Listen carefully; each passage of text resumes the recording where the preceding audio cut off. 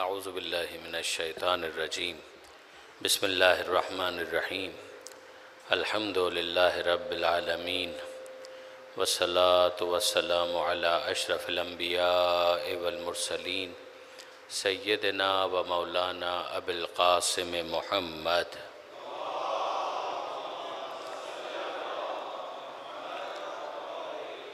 व अहले बैतिहि तय्यबीन अत्ताहिरीन अल-मासूमीन अल-मज़लूमीन अल-मुंतजबीन अल-मुंतखबीन अल-मयामीन ला सिय्यमा अल इमामिल मुंतज़र वल हुज्जतिस्सानी अशर अल्लज़ीना अज़हबल्लाहु अन्हुमुर रिज्स व तह्हरहुम तत्हीरा।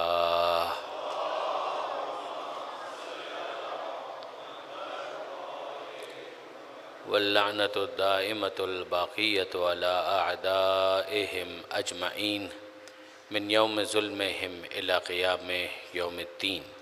रब्बि इश्रह ली सदरी व यस्सिर ली अमरी वहलुल उक़दतम मिन लिसानी यफ़क़हू क़ौली वजअल्नी ख़ालिसन लिवजहिकल करीम। या अल्लाह सल्लल्लाहु अला मुहम्मद व आलि मुहम्मद।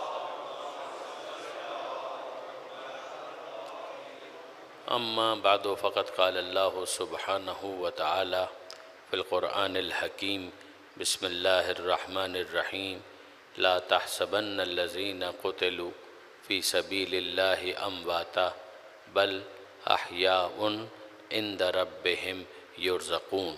सल्लल्लाहु अला मुहम्मद व आलि मुहम्मद।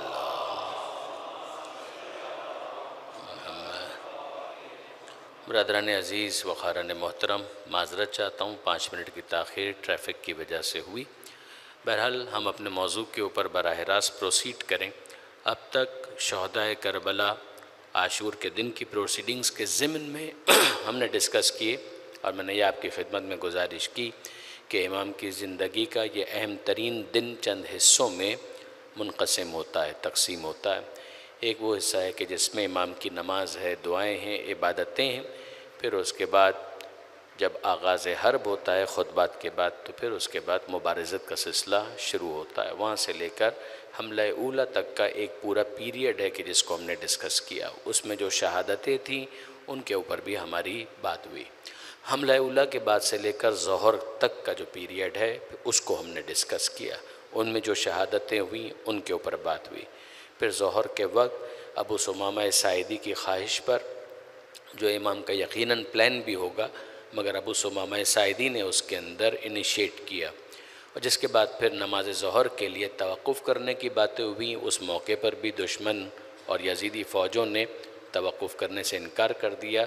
एज़ अ रिज़ल्ट कुछ शहादतें उस मौके पर हुई जिनमें नुमाया तरीन शहादत जनाब हबीब इब्न मज़ाहिर की है।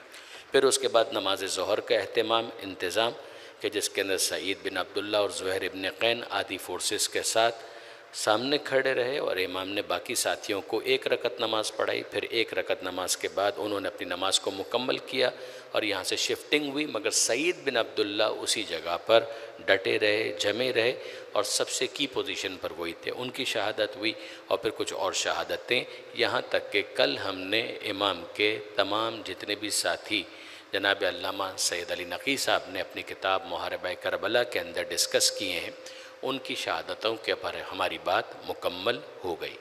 मैंने कल भी ये गुजारिश की थी, मैं फिर तकरारन अर्ज़ कर रहा हूँ, हम क़तअन ये नहीं कह रहे कि यही शहदाए करबला हैं, इनके अलावा शहदाए करबला नहीं है। करबला के शहदा की तादाद इससे कुछ यकीनन ज़्यादा है। मसलन अगर आप देखें तो ख़ुद अबू सुमामा साइदी, उनका ज़िक्र नाम लेकर हमने नहीं किया, इनकी शहादत हुई, हतमन हुई। ये ख़ुद अपनी जगह बहस है कि जो ख़ुद ख्वाहिश रखने वाले थे ज़ोहर की नमाज इमाम के पीछे पढ़ने की, उनको ये मौका मिला या वो भी उसी दौरान में शहीद हो गए। इसमें 2 अक़वाल पाए जाते हैं, मगर तफसीलात उनकी शहादत के बारे में ज़्यादा मौजूद नहीं है। लेकिन बहरहाल अबू सुमामा साइदी यकीनन शहीद होने वालों में शामिल हैं। इस तरह से कुछ और भी होंगे। उसूली तौर पर यह जहन में रखिएगा कि शहदा की तादाद 100 से ज़्यादा है, 200 से कम है। मशहूर जो अदद हमारे पास 72 का है, उसकी क्या वजह है उसके ऊपर भी हम बात कर चुके, तो अब उसको तकरार करने की बार बार ज़रूरत नहीं है। एक फ़ाइनल समरी और ब्रीफिंग कल की तकरीर के अंदर आएगी कि जब हमारी ख्वाहिश है कि वो प्रेजेंटेशन भी हम आपके हवाले करें, ताकि अगर आप फ्यूचर के अंदर उसको रेफ़र करना चाहें तो रेफ़र कर सकें और किताब का पूरा ख़ुलासा आपके हाथों में आ जाए। आज जो हमें गुफ्तगू करनी है वो बनी हाशिम के शहदा के बारे में है। ख़ुलासा तो कल मैंने गुजारिश किया था, उसी को रिकैप करते हुए आज की बात को हम आगे बढ़ाते हैं। बनी हाशिम के शहदा, उनकी तादाद जो ज़्यादा ऑथेंटिक फ़िगर हमारे पास है वो है 18। उसके लिए भी कल मैंने आपके सामने 8वें इमाम इमाम अली रज़ा अलैहिस्सलातु वस्सलाम की हदीस मैंने गुजारिश की थी कि जिसको बाज़ मुहक्किकीन ने रेफरेंस के तौर पर पेश किया कि यह हदीस ख़ुद इस बात पर दलालत करती है कि बनी हाशिम के शहदा की तादाद 18 है। अलबत्ता बाज़ ने इस तादाद को 27 तक भी बयान किया है, मगर हम अपनी इस गुफ्तगू को 18 तक महदूद इंशाअल्लाह रखेंगे। ये ख़ुद अपनी जगह पर एक बहस है कि पहले शहीद जनाब अली अकबर थे या आखिरी शहीद जनाब अली अकबर थे। अब बात हो रही है बनी हाशिम के कॉन्टेक्स्ट में, बाकी सहाबा के रेफरेंस से बात नहीं हो रही है, बात हो रही है बनी हाशिम के कॉन्टेक्स्ट में कि बनी हाशिम के पहले शहीद जनाब अली अकबर थे या आखिरी शहीद जनाब अली अकबर थे। दोनों अक़वाल पाए जाते हैं। ज़्यादातर मुहक्किक उलमा की राय यही है कि जनाब अली अकबर शहीद होने वालों में सबसे पहले थे।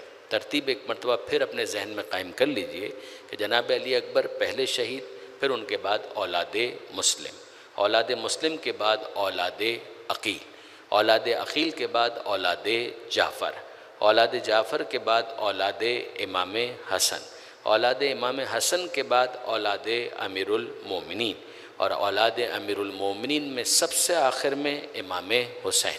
फिर याद रखिएगा कि हज़रत अब्बास और इमाम हुसैन के दरमियान 2 बच्चों की शहादत, जनाब अली असगर और जनाब अब्दुल्ला इब्ने हसन, और फिर इमाम हुसैन की भी शहादत के बाद औलाद अकील में से एक बच्चा है कि जो खैमे से बाहर आया और उसकी भी शहादत हुई। इस तरीके से ये हेड्स हो गए और इसके नीचे अगर अभी आप काउंट करेंगे तो 18 अफराद पूरे हो जाते हैं।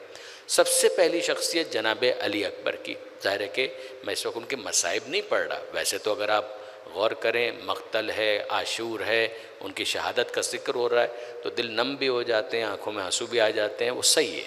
लेकिन ये कि उसूली तौर पर मैं एक रिवायती अंदाज से इस वक्त मसाइब नहीं पढ़ रहा। जनाब अली अकबर शख्सियत के एतबार से कुछ चीज़ें जो हमारे पास बहुत ज़्यादा मारूफ़ और मशहूर हैं और वो सही भी हैं। जनाब अली अकबर शबीह रसूल थे। इस हद तक शबाहत थी कि इमाम की उस दुआ के अंदर आपको लफ्ज़ मिलता है अशबाह, सबसे ज़्यादा शबाहत रखने वाला, रफ्तार में, गुफ्तार में और किरदार में। खल्कन, खुलुकन और मंतिकन, ये 3 अल्फाज इमाम ने इस्तेमाल किए हैं। खल्कन यानि फ़ीचर्स के एतबार से, चेहरा कैसा दिखता है, बॉडी वाइज उनकी अपीयरेंस का वो पैगंबर अकरम से सबसे ज़्यादा रिजेंबल करते थे, 1। नंबर 2 अखलाक, यानी पैगंबर अकरम का बोलने का अंदाज़, चलने का अंदाज़, गुफ्तगू करने का अंदाज़, लोगों से डील करने का अंदाज़, ये सब भी हज़रत अली अकबर का पैगंबर अकरम से सबसे ज़्यादा मुशाबिहत रखता था। फिर उसके अंदर मंतकन, उसमें गुफ्तार को ज़्यादा हाईलाइट किया गया। तो ये 3 चीज़ें। बाज़ उलमा ने इस हवाले से एक चीज़ पर बहस की है और वो ये कि जिस शख्स की सबसे ज़्यादा मुशाबिहत पैगंबर अकरम से हो उसके मासूम होने में क्या शुबा हो सकता है। ये वाक़यान बड़ी अहम एक बहस बन जाती है कि जो पैगंबर अकरम से इस दर्जा मुशाबिहत रखता हो तो फिर उसको आप मासूम नहीं कहेंगे तो क्या कहेंगे। यहाँ से एक बहस पूरी शुरू हो जाती है इस्मत कुबरा और इस्मत सुगरा की।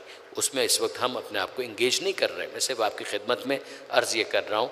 एक है मासूम होना मनसब के एतबार से कि अगर कोई नबी है तो उसका मासूम होना ज़रूरी है, अगर कोई इमाम है तो उसका मासूम होना ज़रूरी है। उस एतबार से अगर आप देखें 1,24,000 अम्बिया और ये 14 मासूमीन पैगंबर अकरम और इमाम ज़माना तक सबके सब, ये वो हैं कि जिनको आप कहेंगे कि इनका मासूम होना ज़रूरी है। फिर उसके अंदर एक बहस है कि जिनका मासूम होना ज़रूरी है उनमें भी इस्मत के कुछ स्टेजेस हैं। मसलन हज़रत इब्राहीम खलील खुदा, उनको जब परवरदिगार आलम कहता है कि उन्होंने मुकम्मल कामयाबी हासिल की, अतम्महुन्ना, इसका मतलब ये है कि ज़रा सा तर्क औला भी वहाँ पर गुंजाइश नहीं है। तर्क औला का मतलब आप जानते हैं कि बाज़ चीज़ें हो सकता है कि गुनाह की हद तक हराम ना हो मगर नापसंदीदा हो, जिसको हम शरीयत के अंदर भी मकरूह कहते हैं कि बाज़ चीज़ें वाजिब हैं, हराम है। वाजिब है तो करना ही करना है, हराम है तो बचना ही बचना है। मुस्तहब है, करें तो अच्छा है, ना करें तो बुरा है, लेकिन ये बुरा होना हराम की हद तक नहीं है। इसी तरह से मकरूह कि अगर कर लिया तो नापसंदीदा है, लेकिन ये कि बहरहाल करना हराम भी नहीं है। ऐसा नहीं है कि इंसान को गुनहगार माना जाएगा। जिस तरह से ये चीज़ें हैं, अंबिया के केस में बहुत बिला तशबीह मैं बात कर रहा हूँ, लेकिन अंबिया के केस के अंदर अगर इस तरह की कोई चीज़ हो जाए तो उसको फिर तर्क औला से ताबीर किया जाता है, उसको गुनाह नहीं कहते। तर्क यानी छोड़ दिया, औला यानी बेहतर चीज़ को छोड़ दिया। अब ये सारी चीज़ें मासूम होते हुए इम्कान रखती हैं, जी हाँ इम्कान रखती हैं। मगर इब्राहीम अलैहिस्सलातु वस्सलाम, जहाँ पर खलील खुदा, जहाँ परवरदिगार आलम ये कहे अतम्महुन्ना कि उन्होंने मुकम्मल कामयाबी हासिल की, तो इसका मतलब ये है 100%। 100% का मतलब है कुछ फ्रैक्शन भी कम नहीं हुआ। ये बहुत बड़ी सनद है जो परवरदिगार आलम किसी को दे सकता है। तो अगर परवरदिगार कह रहा है कि उन्होंने मुकम्मल कामयाबी हासिल की, तो इसका मतलब मुकम्मल कामयाबी हासिल की। इसका मतलब ये है कि वहाँ पर तर्के औला के लिए भी कोई स्पेस मौजूद नहीं है, उस दर्जे की इस्मत और मासूमियत। ये बहस है कि जिनके लिए मनसब के एतबार से मासूम होना ज़रूरी है, उनमें भी रुतबों के एतबार से फ़र्क है। लेकिन अब फ़र्ज़ कीजिए कि कोई शख्स मनसब के एतबार से मासूम नहीं है, मनसब के एतबार से उसका मासूम होना ज़रूरी नहीं है, तो क्या सब के सब गैर मासूम होते हैं? ये एक दिलचस्प बहस है। फिर उसके बाद हज़रत अल्लामा सईद अली नक़ी साहब एक जगह पर उन्होंने ये इरशाद फरमाया कि मेरी ज़बान कांपने लगती है हज़रत अब्बास के लिए, कि मेरी हिम्मत नहीं होती है कि मैं उनको गैर मासूम कह सकूं। जनाब ज़ैनब के लिए कि मेरी हिम्मत नहीं होती है कि मैं उनको गैर मासूम कह सकूं। का उस एतबार से का मनसब इमामत नहीं है। जब मनसब इमामत नहीं है तो मासूम होना ज़रूरी नहीं है, लेकिन ज़रूरी ना होने का ये मतलब नहीं है कि वो मासूम नहीं है। एक इंसान साहिब मनसब न होने के बावजूद अपने किरदार को इतना बुलंद कर सकता है कि उस बुलंदी के बाद उसको इस्मत सुगरा पर फाइज समझा जाए।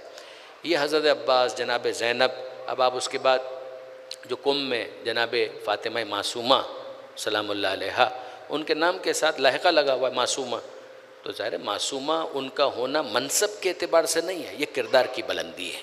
इस बात को जहन में रखिएगा कि बाज़ शख्सियात हमारे पास ऐसी हैं कि जिनके ऊपर बजा तौर पर हम फ़ख्र कर सकते हैं कि उन्होंने अपने किरदार को इतना एलिवेट किया कि अगरचे मनसब के एतबार से उनका मासूम होना ज़रूरी नहीं था, कि वो इमाम अपॉइंटेड मिन अल्लाह नहीं थे, लेकिन उसके बावजूद उनका किरदार बहुत आला है।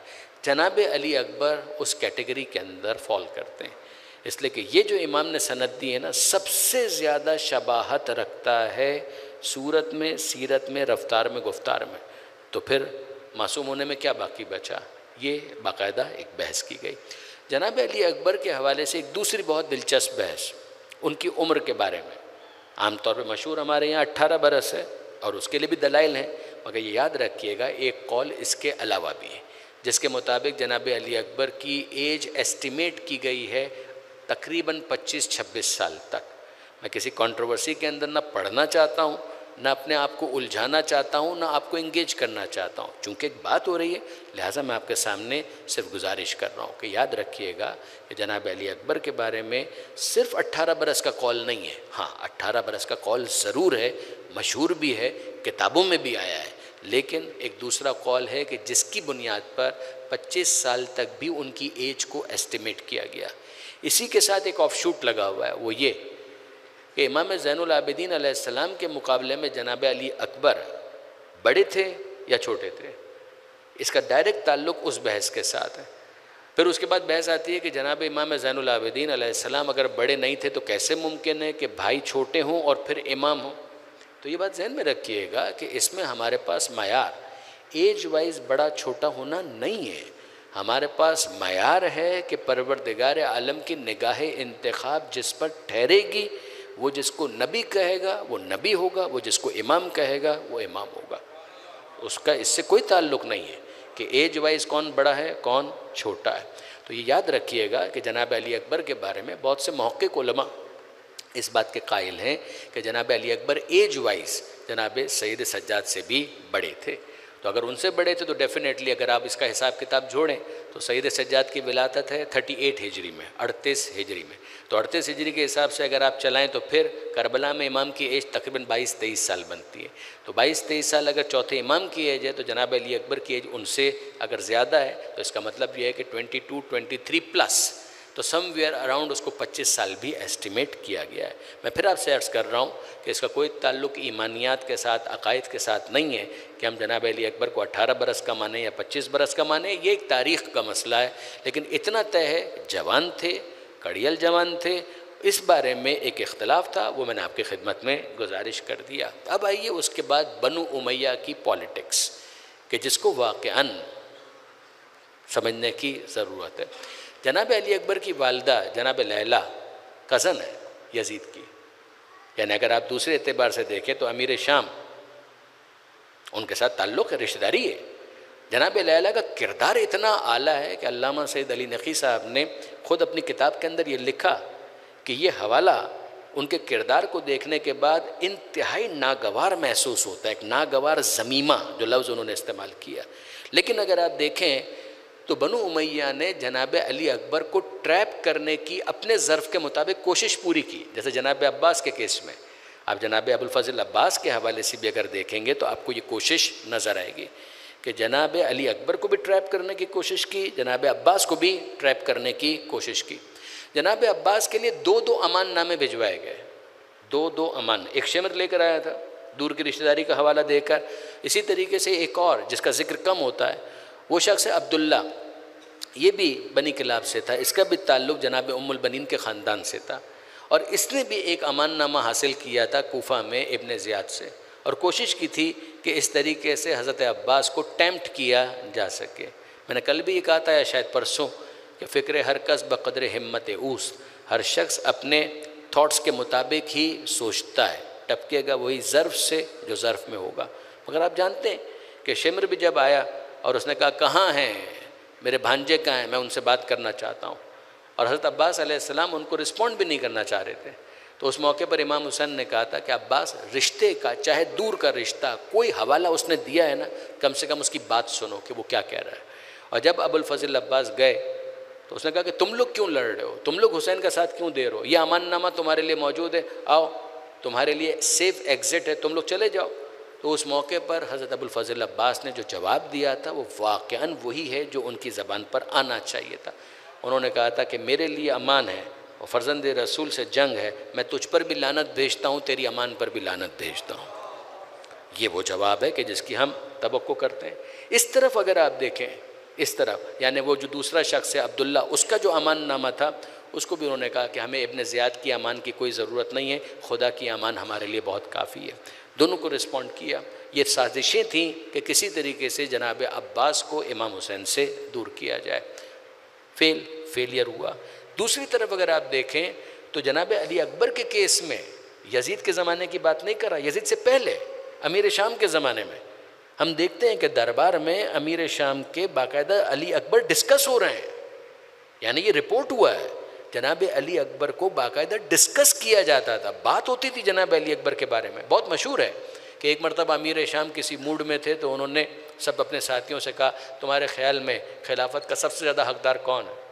तो जाहिर है कि देख से ज़्यादा तो चमचा गर्म होता है। तो उनमें से एक ने कहा, दूसरे ने कहा, तीसरे ने कहा कि हुजूर से बेहतर कौन हो सकता है, मनसब खिलाफत तो आप ही के लिए है, आप ही को इस पर होना चाहिए, आप ही के ऊपर ये सजता है, आप ही के ऊपर ये जचता है। जो दरबारियों का अंदाज़ होता है अमीर शाम के सामने सब ने बोलना शुरू कर दिया, कहा कि नहीं ऐसा नहीं है, सबसे ज़्यादा हकदार मनसब खिलाफत का अली अकबर है। अब आप अगर बाद नज़र में इस जुमले को सुने तो क्या लगेगा आपको कि भाई अली अकबर के फ़दाइल बयान हो रहे हैं, जनाब अली अकबर को ग्लोरीफाई किया जा रहा है। उसके साथ उन्होंने दो चीज़ें लगा दी। उन्होंने कहा उसके अंदर बनी हाशिम की शजाअत भी है और बनी उमैया की सखावत भी है, क्योंकि हुसैन इब्न अली की तरफ से वो बनी हाशिम से हैं और माँ की तरफ से जनाब लैला की तरफ से उनका ताल्लुक़ बनी सकीफ़ से होता हुआ बनी उमैया तक चला जाता है। कि उनके अंदर ये भी है और ये भी है। फिर आपको नज़र आएगा कि कुछ और अशआर हैं कि जो किताबों के अंदर मिलते हैं कि जिसमें ख़ास तौर पर जनाब अली अकबर की सखावत का बहुत ज़्यादा ज़िक्र मिलता है। बनी हाशिम का कोई तस्करा नहीं मिलता, इमाम हुसैन का कोई तस्करा नहीं मिलता, सिर्फ़ और सिर्फ बनी उमैया का तस्करा मिलता। यानी अगर मैं आपके सामने ये बात करूँ तो आपको हैरानी होगी, ये क्या बात हो रही है? जनाब अली अकबर, तस्करा सखावत का, और हवाला किसका? बनु उमैया का। अशार बाकायदा इंशा किए गए, शायर का नहीं पता कि कौन है।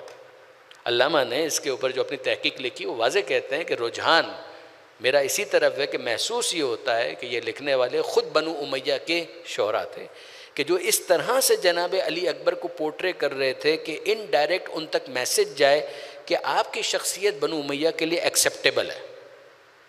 यानी आप अपने बाबा को छोड़ दीजिए, अगर आप अपने बाबा से दूर हो जाएं तो बनु उमैया के लिए आपकी शख्सियत एक्सेप्टेबल है, हम आपको बतौर पर्सनालिटी कबूल करने के लिए तैयार हैं।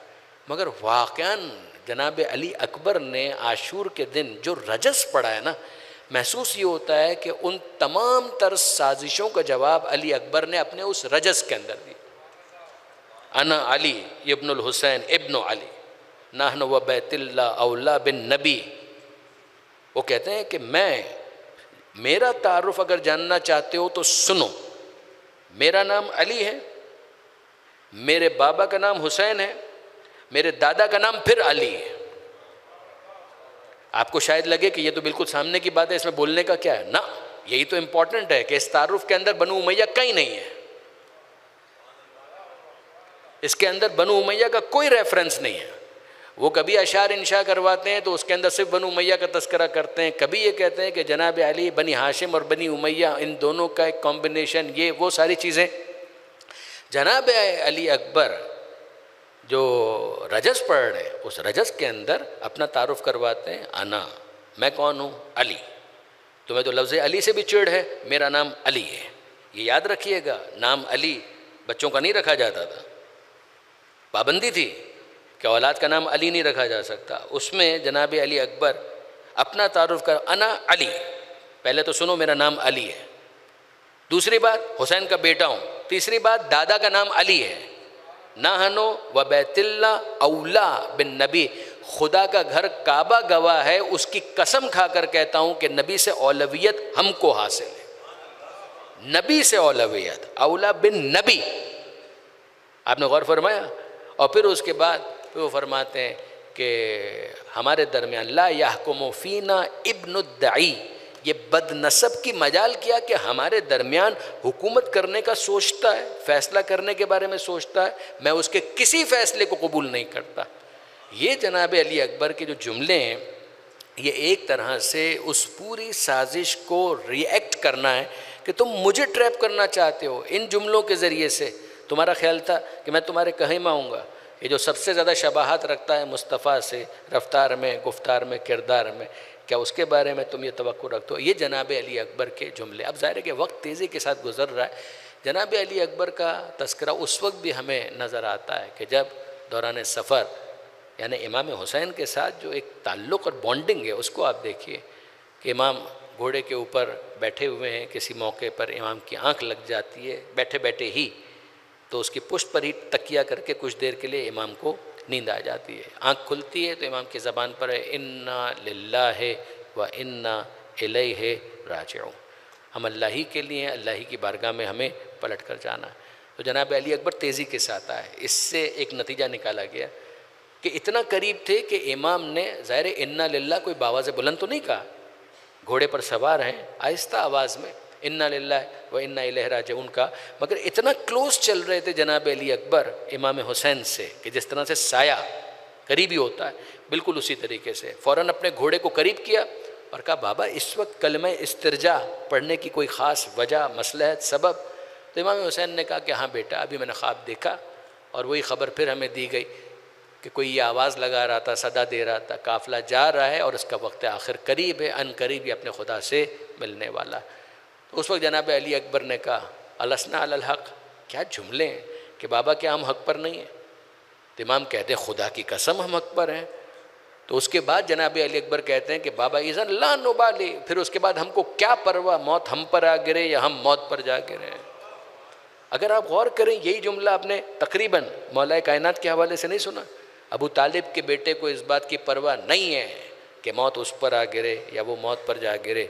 खुदा की कसम, बच्चा अपने फितरी ज़ख़ीरा ग़िज़ा से इतना मानूस नहीं होता जितना अबू तालिब का बेटा मौत से मानूस है। ये जुमले, ये ख़ानदान बनी हाशिम, ये अली का घराना, वो इस तरीके से इन मौज़ूआत के ऊपर गुफ्तगू करता है। तो जनाब अली अकबर का ये क़ज़िया रहा। फिर उसके बाद ज़ाहिर है कि हम सब पढ़ते हैं कि जनाब अली अकबर बहुत ज़ख्मी हुए, कत्ल करने के बाद ज़ख्मी हुए। बेशक प्यासे भी थे, उन्होंने अपनी प्यास का इजहार भी किया, आए मैदान के अंदर, लड़े, लड़ने के बाद फिर इमाम के पास आए और इमाम के पास आकर बाकायदा कहा, बाबा आपको अपने बेटे की जंग कैसी लगी? कहा बेटा क्या कहना, ज़बरदस्त माशाअल्लाह। कहा बाबा ज़रा सा पानी मिल जाए ना तो फिर आप देखें मैं किस तरीके से इन सब को पछाड़ता हूँ। अब जाहिर है कि उस मौके पर इमाम हुसैन अलैहिस्सलाम खुश तो हैं कि मेरा बेटा लड़ रहा है, मगर साथ ही साथ इस बात का एक गम भी है कि मेरे बेटे की एक तमन्ना है कि थोड़ा सा पानी इसके पास होता तो ये और जहाद के कारनामे इस मौके पर एग्जीक्यूट करता और मेरे पास अपने बच्चे के लिए पानी नहीं। तो कहते हैं कि उस मौके पर इमाम ने अपनी ज़बान, ताकि हो सकता है कि कुछ मॉइस्चर, कुछ वेटनेस इस तरीके से मैं तुम्हारे दहन तक मुंतकिल कर सकूं, इमाम ने अपनी ज़बान दी। और फिर जनाब अली अकबर ने फ़ौरन ही अपनी ज़बान को, अपने मुँह को, अपने दहन को विड्रॉ किया और ये कहा कि बाबा आपकी ज़बान, आपका हलक मुझसे ज़्यादा खुश्क है, मैं क्या इस तरह से कुछ रतूबत हासिल करने की कोशिश करूं। फिर उसके बाद इमाम ने अंगूठी का नगीना दिया कि इसे अपने दहन में रखो और फिर कहा कि बेटा तुम्हें साक़ी कौसर सैराब करेंगे। ये किताबों के अंदर साक़ी कौसर तुम्हें सैराब करेंगे। फिर जनाब अली अकबर मैदान के अंदर गए और उन्होंने जहाद किया और उस जहाद के नतीजे में इतने लोग कत्ल किए, ये प्यासा मुजाहिद, ये प्यासा जहाद, इतने कत्ल किए, अल्फाज हैं कि उनके इस जहाद के बाद लश्कर यजीद के अंदर कोहराम मच गया और कसरत मकतूलीन की वजह से लोग चीखने लगे। जहाद जनाब अली अकबर ने गैर मामूली किया। मैं अपने जवानों की खिदमत में बार बार इन तकरीरों के अंदर मैंने शायद 3-4 मरतबा इस बात को तकरार किया। इल्म है कि शहीद होने वाले हैं, इसका मतलब सरेंडर नहीं है, इसका मतलब गिव इन कर देना नहीं है। अपना 100% मैक्सिमम एफर्ट्स करने के बाद फिर शहादत को कबूल करना, इसका मसा। तो जनाब अली अकबर ज़ाहिर है कि जब वक्त आखिर जो रस्मी एतबार से आप सुनते हैं वो सब अपनी जगह पर, मगर जनाब अली अकबर ने एक और जुमला भी कहा था। इमाम का वो जुमला पढ़ा जाता है, कम पढ़ा जाता है, शायद हमने भी कम पढ़ा हो, कि इमाम ने करीब आकर ये जुमला कहा, वो अलत दुनिया बादकल अफ़ा, ए बेटा तेरे बाद दुनिया की ज़िंदगी पर खाक। और फिर जनाब अली अकबर ने एक जुमला कहा, और वो जुमला क्या था कि बाबा जो आपने कहा था वो हो गया, मुझे सैराब कर दिया गया। यानी अभी जनाब अली अकबर अपने आखिरी लम्हात दुनिया में गुजार रहे हैं, मगर वो जो इमाम हुसैन ने कहा था उसका एग्जीक्यूशन जनाब अली अकबर की शहादत के मटीरियलाइज कम्प्लीटली होने से पहले ही हो गया। उन्होंने कहा कि बाबा आपने कहा था कि साक़ी कौसर तुम्हें सैराब करेंगे, उन्होंने मुझे सैराब कर दिया, मैं इस वक्त सैर हो चुका हूँ।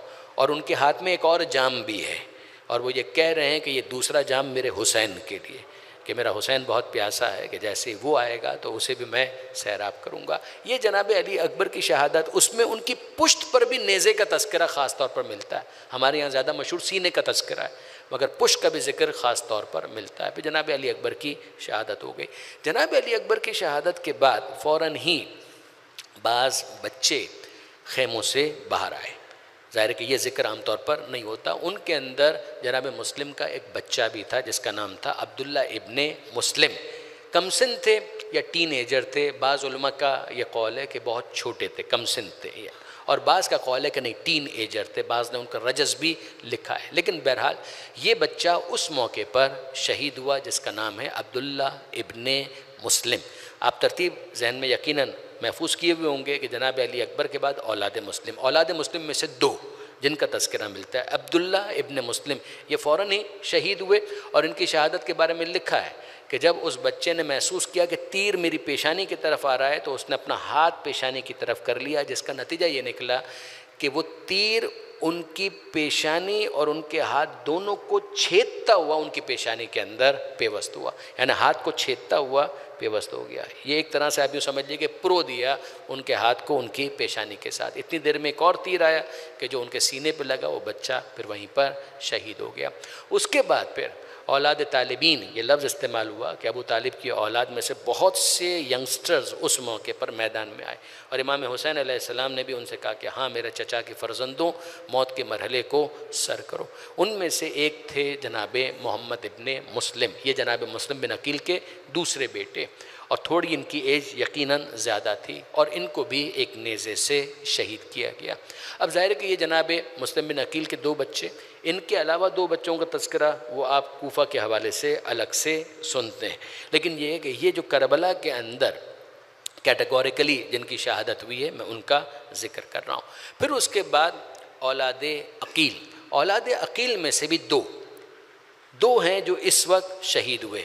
इनमें से एक का नाम है जाफ़र इब्ने अकील, ये भी इस मौके पर शहीद हुए, यानी जनाब अली अकबर की शहादत के बाद उनके पहले भाई उनकी शहादत हुई। ये मुख्तलिफुल बतन यानी माँ मुख्तलिफ है, इनकी माँ और उनकी माँ मुख्तलिफ है, बाप एक है, जनाब मुस्लिम बिन अकील।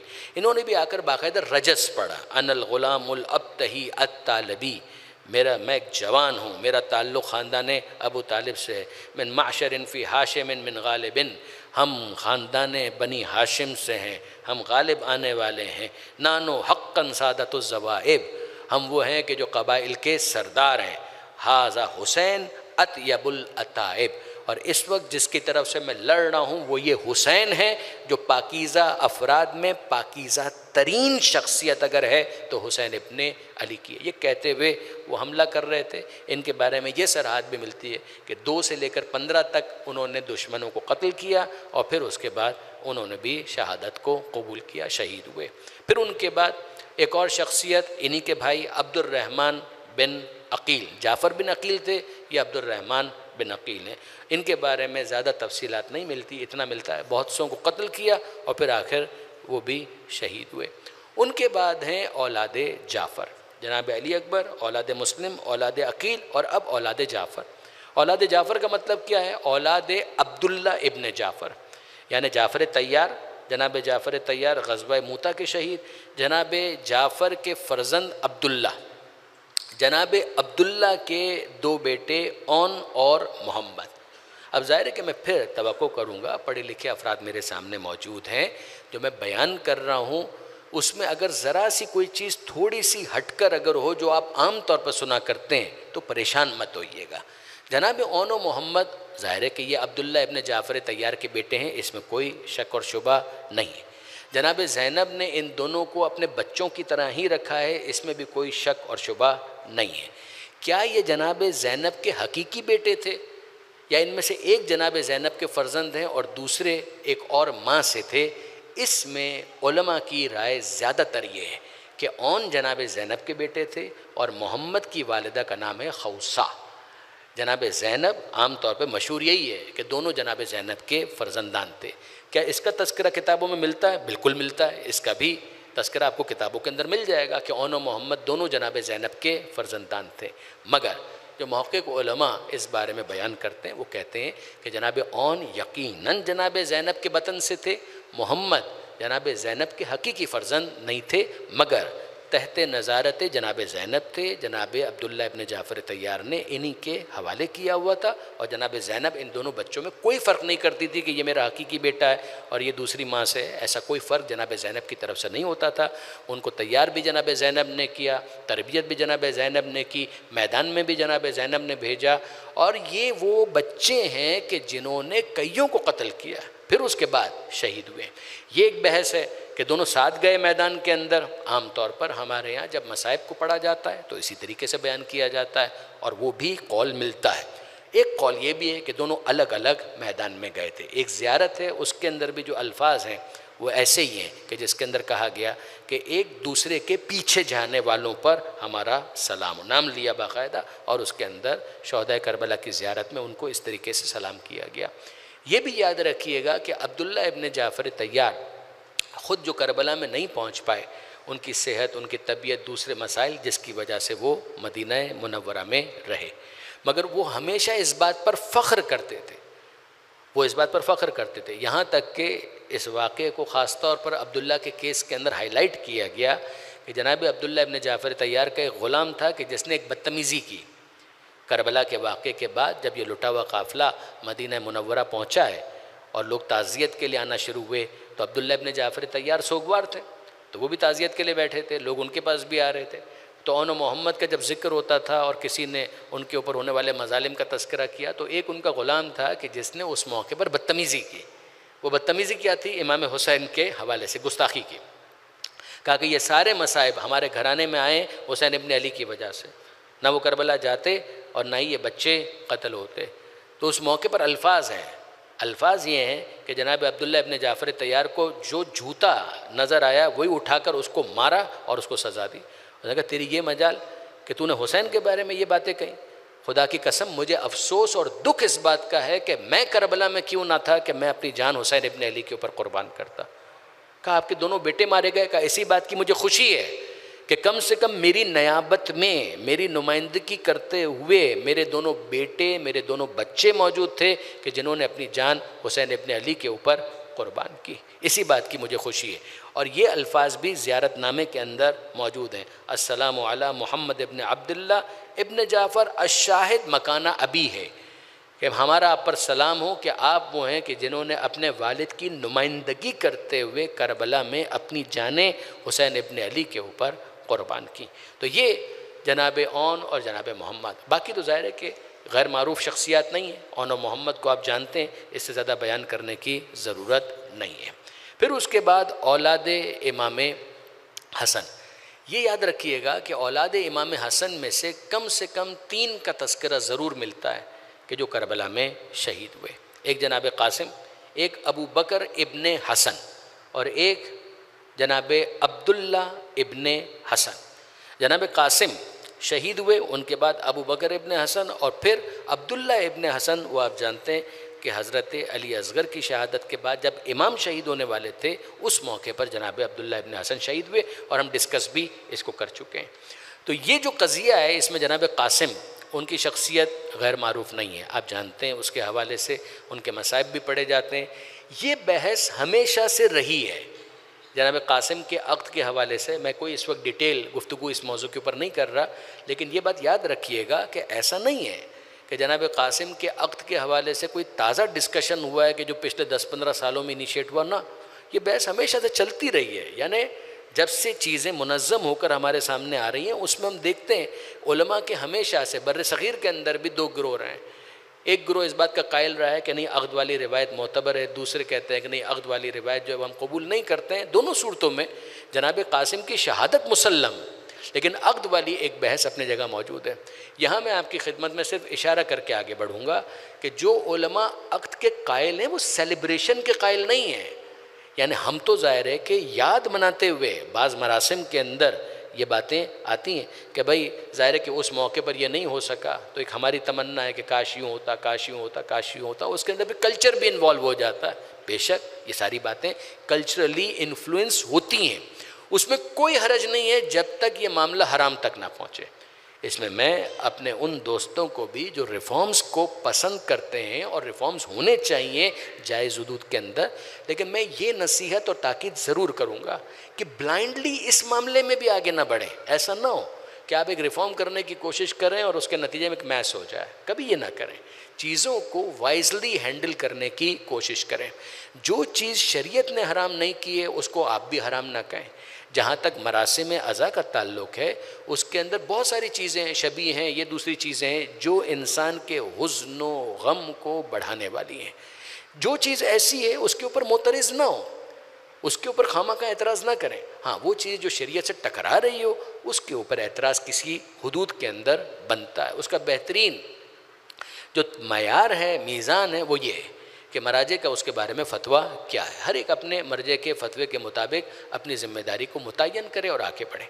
लेकिन ये बात याद रखिएगा कि इल्मी एतबार से जनाब कासिम की शादी होना ना होना, इस बारे में 2 अक़वाल पहले से चले आ रहे हैं।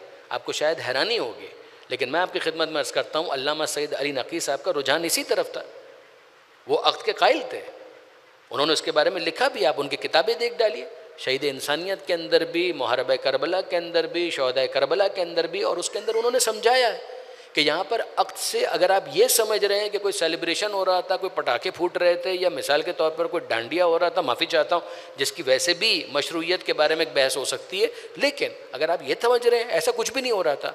अक़्द 2 मिनट का काम होता है। अक़्द जो निकाह पढ़ा जाता है आज भी तो 2 मिनट का काम है।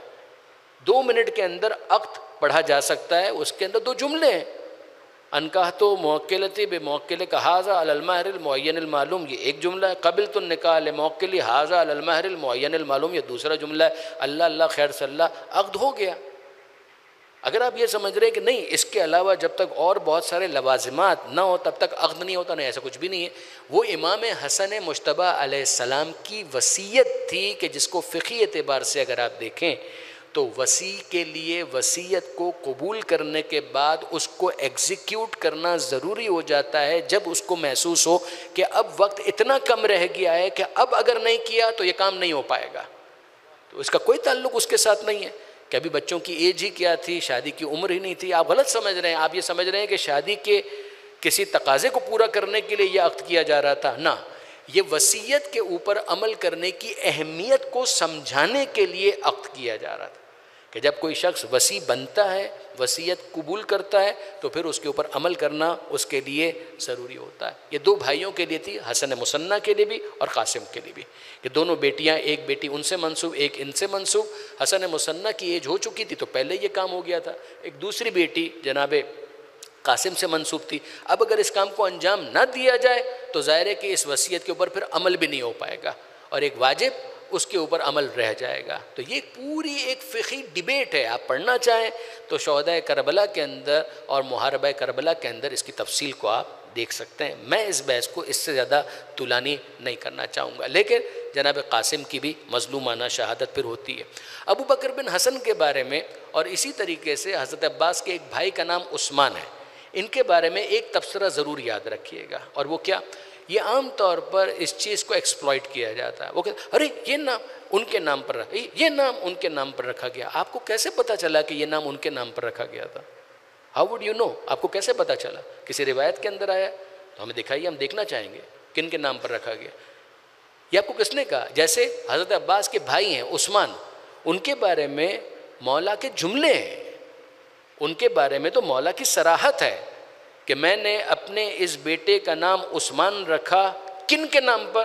पैगंबर अकरम के दोस्त उस्मान इब्ने मज़ऊन के नाम पर। इसका कोई ताल्लुक़ तीसरे खलीफा के साथ नहीं। सराहत के साथ मौला कायनात कह रहे हैं मैंने उनके नाम पर रखा। ये उस्मान इब्ने मज़ऊन कौन है? ये उस्मान इब्ने मज़ऊन पैगंबर अकरम के बिज़नेस पार्टनर थे। मदीना मुनव्वरा हिजरत की थी, मदीना मुनव्वरा में वफ़ात पाई थी। जन्नतुल बकी के पहले मदफून का नाम है उस्मान इब्ने मज़ऊन।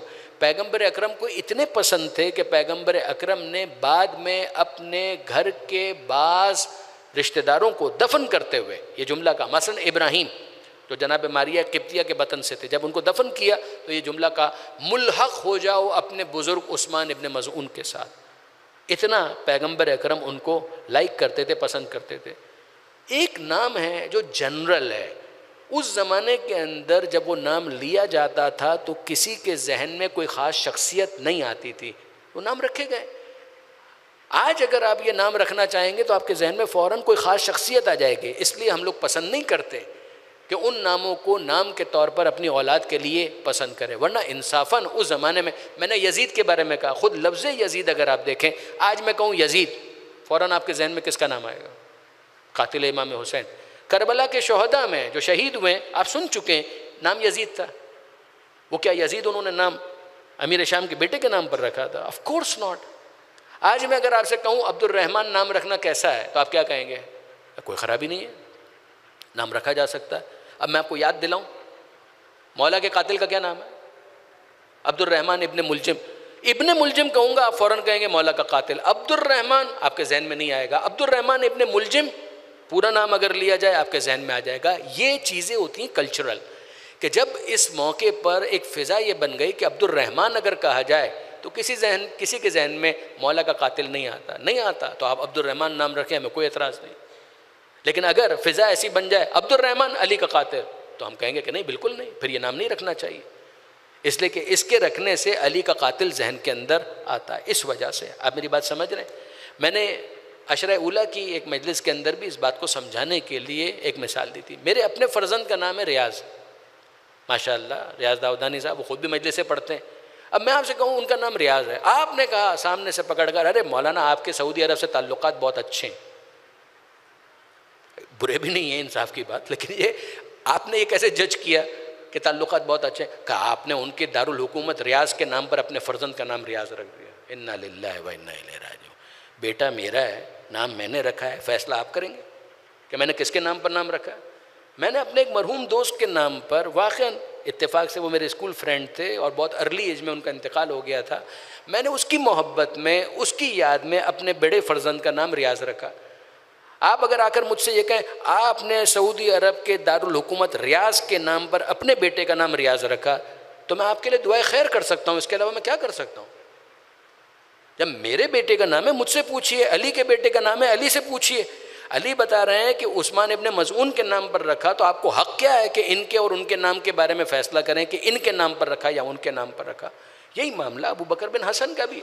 उस ज़माने तक ये उन्वान किसी ख़ास जहन की तरफ तबादुर नहीं होता था, लिहाजा रखने में कोई हरज नहीं था। आज अगर आप कहेंगे तो सीधी सी बात है, जो उनके मानने वाले हैं वो राज़ी खुशी रखें उनके औलाद के नाम, इन नामों के ऊपर। ज़ाहिर है कि हमें कुछ शिकायतें, उन शिकायतों की वजह से हमसे तवक्को नहीं की जा सकती कि हम इस नाम को अपनी औलाद के लिए पसंद करेंगे। इतनी सी बात है जो शाइस्तगी के साथ तहज़ीब के दायरे में कही भी जा सकती है, समझी भी जा सकती है, समझाई भी जा सकती है। न गालियाँ देने की ज़रूरत है, न बदतमीज़ी की ज़रूरत है, न बदतहज़ीबी की ज़रूरत है। बस जिस चीज़ की ज़रूरत है वो आप मिलकर पढ़िए, दुरूद बर मोहम्मद व आले मोहम्मद।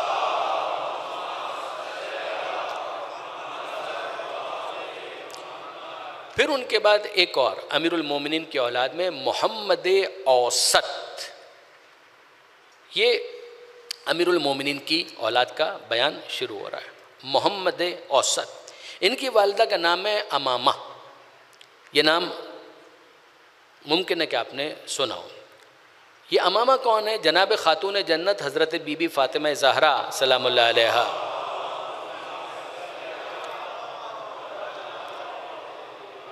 जनाब खातून जन्नत की वसीयतों में से एक वसीयत ये थी मौला कायनात से कि मेरे बाद इनसे शादी कीजिएगा। अमामा, अमामा कौन है? उर्फ़ आम में इनको भांजी कहा जाता है जनाब सैयदा। यानी आप जानते हैं कि बरादरान अहले सुन्नत तो 4 बेटियों के कायल हैं, हम रबाइब के कायल हैं कि जनाब ख़त्मी मरतबत की लेपालिक, जिनको पैगम्बर अकरम ने परवान चढ़ाया, उनमें से एक थी जनाब ज़ैनब, उनकी बेटी हैं अमामा।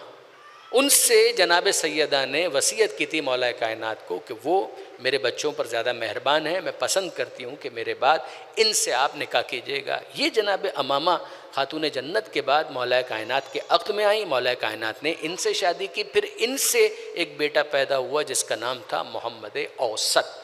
ये मोहम्मद औसत करबला में इमाम हसन और इमाम हुसैन के साथ रहे, मौला के साथ रहे। फिर मौला की शहादत के बाद इमाम हसन की शहादत के बाद इमाम हुसैन के साथ रहे। करबला में भी मदीना से साथ चले थे और करबला आकर फिर बिलाखिर बहुत सौ को कत्ल करने के बाद ये भी शहीद हुए। फिर उसके बाद 4 भाई, और वो आप जानते हैं कि जिनकी वजह से जनाब उम्मुल बनीन को उम्मुल बनीन कहा गया। और इसी पर आज की मजलिस को हमें मुकम्मल करना पड़ेगा। कल बाकी तस्करा भी हो जाएगा और समराइज़ भी हम कल करके वो ब्रीफिंग या समरी आपकी खिदमत में इंशाअल्लाह पेश भी कर देंगे कि ये 4 बच्चे हैं कि जिनकी वजह से बीबी को कहा गया उम्मुल बनीन। उम्मुल बनीन यानी बेटों की माँ। बेटी कोई नहीं थी, चारों बेटे थे और ये चारों के चारों करबला के अंदर शहीद हुए। हज़रत अबुल फ़ज़ल अब्बास 34 बरस के।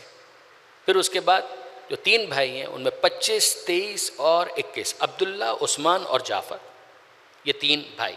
उस्मान जिनके हवाले से भी गुफ्तगू भी हो रही थी।